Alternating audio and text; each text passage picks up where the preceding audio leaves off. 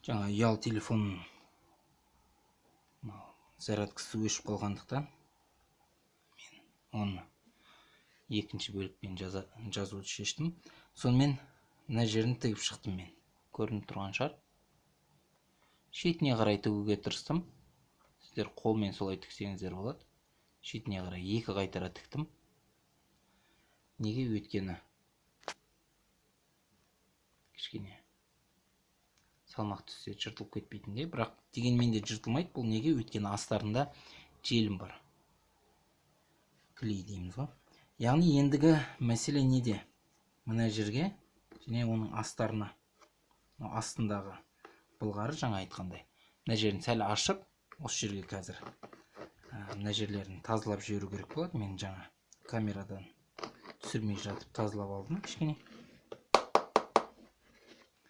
Ішінде қоқыс анау болса шығарып тастау үшін. Сонымен қатар қазір желім жағам мен. Жаңа айтқандай нерит желімін жағамын.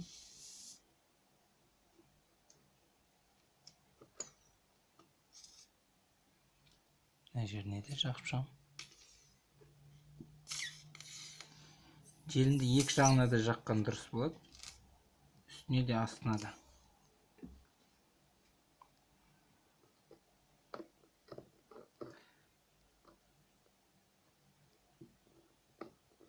Және бұл желім жаққаннан кейін де күту қажет болады.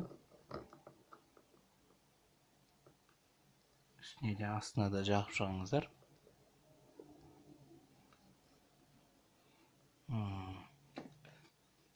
Мынау неден болғандықтан былғарының ішкі жағы да ұстап тұру үшін ол жақтарына да былай арла берлі жағып жүрсеңіздер болады.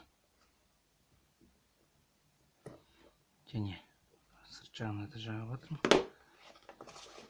Іш жағын былай кішкене түзетіп, ешнәрсе шығып қалмайтындай қолмен ешқандай бүдір-бүдір сезілмей ме қарап көріңіздер. Неге? Өйткені бұл қазір істеп қойып, содан кейін барып ертең бүдір-бүдір қалып жатса, онда әрине істегендеріңіздің бәрі бекер болады. Енді қазір мына жерлер кішкене кебу керек. 10-15 минут күтеміз. Кішкене уақыт өтті. Біздің желіміміз кішкене кеуіпте қалды. Бірінші астарын желімдеп алайын. Өйткені жаңа бөлек кесіп тастамадық қой. Ал енді мына жерін желімдеген кездерде тырысамыз былай ішіне қарай кіргізіп жіберуге. Неге? Өйткені мынау тігісін аса қатты байқалтпас үшін. Шығып тұрған желімнің бөліктерін алып тастауға тырысайық. Және ішінен итеріп жіберуге тырысамын.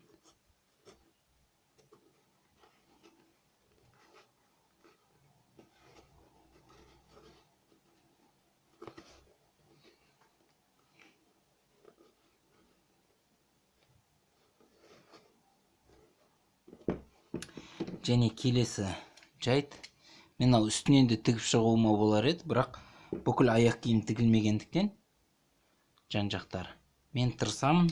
Енді мына тура осы жерлерді кесіп шығуға. Жіпті ішіне көрсетпейтіндей қылып астарын тығып қою үшін.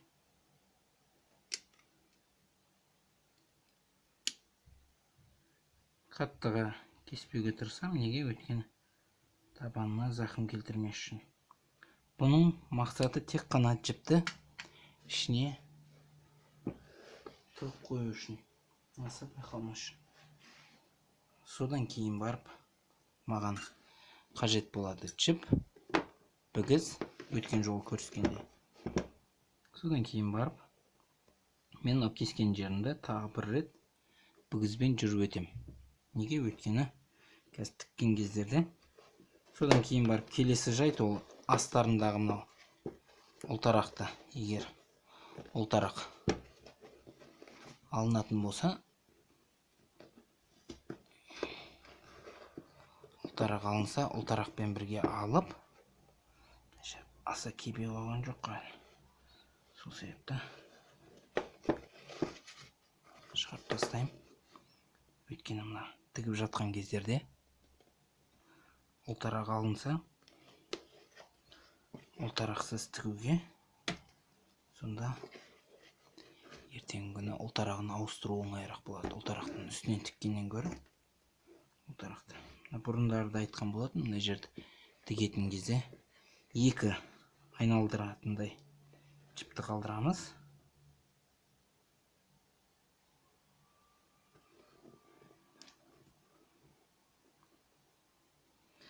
Және бір ескеретін жайт, сіздер былай тігісті алған кездерде,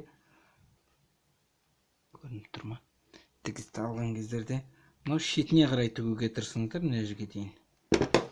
Қазір ыңғайланып отырып алайын. Ыңғайсыз болып кетті маған. Сонымен қазір осылай алдыма ыңғайлап алмасам, кішкене ыңғайсыз болып тұр. Сонымен жалғастырамыз тігуді. Ішіндегі ілгегіне іліп, сыртқа шығарып, егер қалай тігуге қатысты сұрақтарыңыз болып жатса, онда алдындағы бір бейнероликте мен көрсеткен болатын қалай тігуге қатысты. Ал мына жердегінің ерекшелігі, мынау жіптер шығып қалмау керек. Сонымен ішіне сәл тартам, сыртындағын ұстап тұрып. Келесі, яғни кесілген жерді қайтадан сәл бір сырып өтем. Неге? Өйткені болашақ тігіске дайындау үшін арықты. Сонымен қайтадан бігіздің кіргізіп, ілмегіне жіпті іліп алдым да, сәл тартып, негізінде бұлай кіріп кетеді, көрген шығарсыздар. Жаңағы алдындағы кескен арықтарға сонымен сәл жарықты жауап қоймайтындай бүйтіп тігейін. Сәл бүйтіп тағы да тазалап емес, ал жаңа арықтар көп бігіз жүре алатындай, жіп жүре алатындай болып сәл ары бері жүргізін бігізді. Ішінде жіп қалып қоймас үшін сәл тартамыз.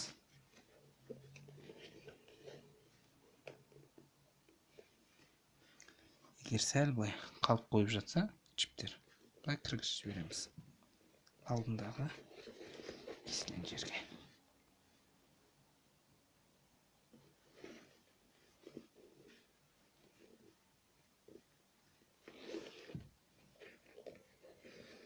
Мынау тілініп тұрған жер ол өзінің бұрынғы тілінген жері. Осындай жерлерден абай болыңыздар, қиып кетпес үшін.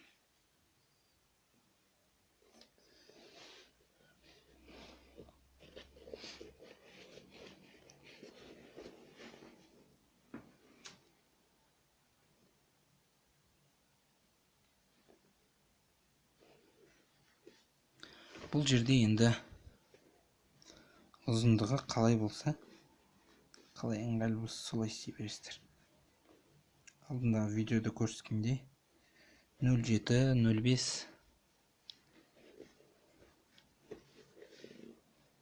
миллиметрдің қажеті жоқ. Бұл жердің рөлі ол жаңағы астарындағы жамаған былғарыны шығып кетпес үшін, болашақта ажырап кетпес үшін сенім жатыр.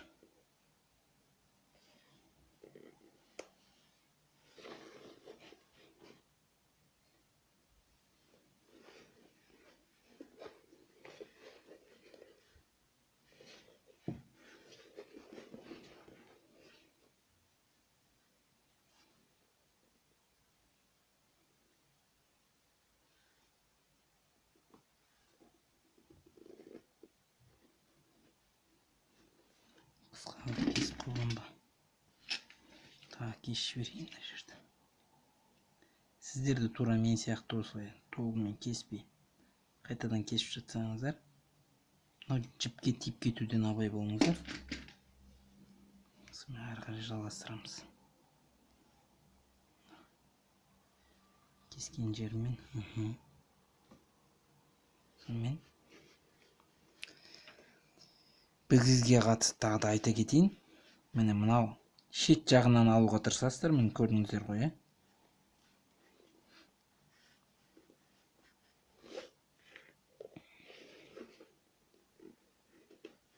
тақап, яғни шетіне.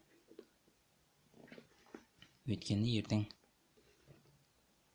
табанынан, яғни табанмен екі ортада ашық жерлер қалуының қаупі бар да, егер төменірек алатын болсаңыздар.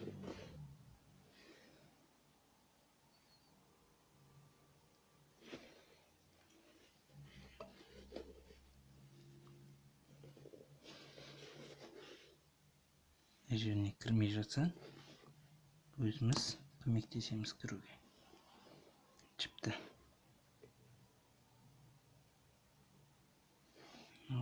Кескен жерімізге кіргіземіз.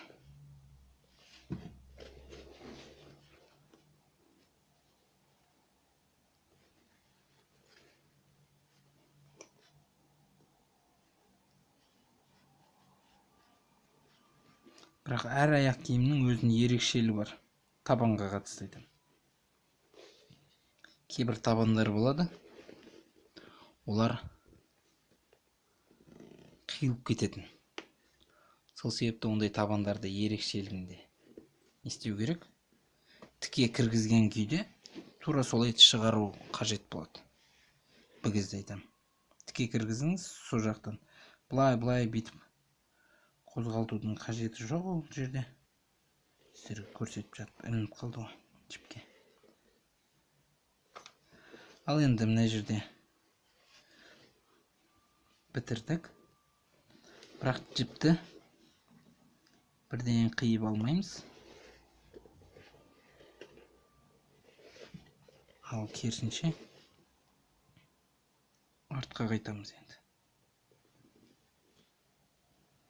Бұрынғы тесілген жерден алдындағы тіккен осын арттағы жайтты айтамын. Мына жерде тігісінің орны қайтып сол жерден алуға болады. Бірақ ескеріңіздер, бұл жерде жіп болғандықтан астында сонымен ілмегімен іліп кетпеуді қадағалау қажет болады. Сәл тартсақ болғаны ішіне кіреді де кетеді. Келесін 2-3 қадам артқа қайтатын боламыз. Қазір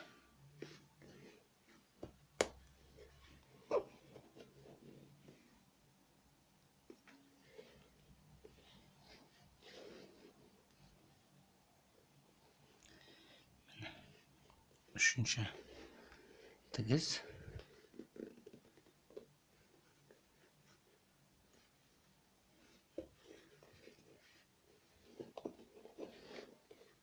Ішіндегі жіпті іліп кетпес үшін не істеуге болады? Мынау ілмекті сәл былай не істеген кезде бүгіздің өзін сәл жоғары қылып алуға тырысыңыз. Сосын ілмекті төменге қаратпаңыз. Ілмек жағын айтамын. Өйткені біз жіптің үстінен алуға тырыстық бүгізді. Және былай тартып аламыз. Егер былай төменге қарап тұрса, ілмегі, онда міндетті түрде астынан іліп кетеді. Астындағы жіпті. Мынаны енді тек шығара саламыз бері қарай. Өткен жолда қалай тігуге қатысты көрсеткен кезде көрсеткен болатын. Мынаны енді былай батыл түрде кесіп тастай салуға болады. Неге десеңіздер, бұл шықпайды. Сонымен жаңа жыртылған жер міне көрініп тұр ма? Әрине жоқ. Міне ішінен тартсам жүрмен де көрінбейді. Сонымен жақсы, қош сау болыңыздар, жазылыңыздар. және де басқа туысқандарыңызға, таныстарыңызға, достарыңызға таратсаңыздар болады. Және қоңырауды қосыңыздар. Ал болашақта шығып жатқан видеоларды көріп тұру үшін әрине біздің каналымызға жазылыңыздар. Қош сау болыңыздар.